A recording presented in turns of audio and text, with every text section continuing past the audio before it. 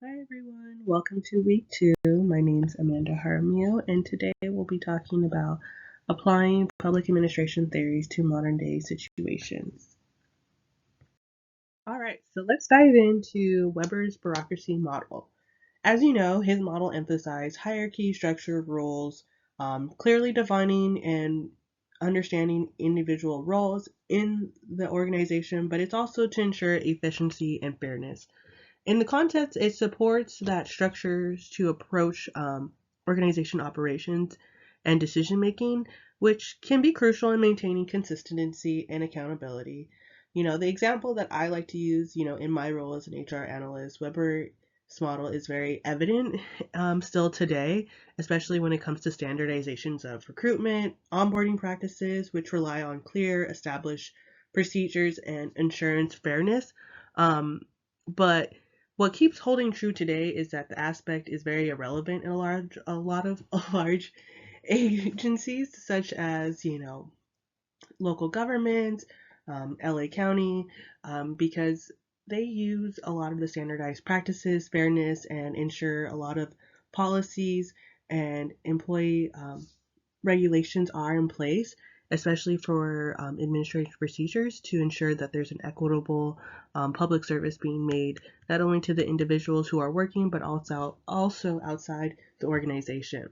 The concept that may need to be updating this is from there from Max Weber's model. It understands the emphasis of consistency, but I think from COVID and what we've seen going on current today's current today's issues would be essentially understanding flexibility and adaptability, because essentially we want to change the circumstances. We want to diversify in our workforce. We want to understand, the individual employees because, you know, what we've seen in these mere 4 years, there has been a lot of procedure flexibility. There has been a lot of changes, and updating, Max Weber's principles can allow for more procedural flexibility, which could enhance responsiveness and morale within today's, dynamic work environments and the, everyday employee because, it's very easy to have structure, to have, very clear defined rules, but now when you're, either operating from home or if you're no longer using those practices because now laws have been in place and changed, you want to have that availability to be able to pivot and be more flexible to accommodate the employee, but also to abide by the new laws. And so having those types of things in place definitely will help complement the model and also kind of modernize as we go forward. Because I think in HR, we always like to say, you have to remain, open and fluid when it comes to policy procedures, but also to, the outside environments that are going on. Because again, we can have clear structures, but again, we'll still have those up to dates that come up and we need to pivot and organize ourselves again. So the model still holds very much true. It just needs to be somewhat more flexible and more adaptable, for the everyday individual. All right, let's dive into McGregor's Theory Y and Theory X. As you know, we're all very much aware of their approach, which is essentially that Theory Y is more participant, empowering its employees, self-motivating, versus Theory X, which is more authoritarian, being strict, kind of having, an overbearing over the employees to ensure that the productivity is exactly to where it needs to be met, making sure that we are self-regulating constantly. Now, this theory is very much still seen today. I think we both have that Theory Y and Theory X manager. But in the essence of Theory Y, it still remains very highly applicable, especially in a lot of organizations today. For example, public health agencies often support employees pursuing specialized certificates, allow them to lead in the community initiatives, or maybe having some type of self growth within the organization to help promote their career, or maybe help them in the decision making process.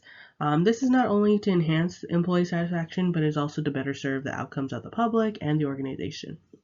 Reflecting on Theory Y, It's a very long lasting relevance still to this day. One concept that I wanted to bring in that may need to be updating is that while Theory Y and Theory X provide very useful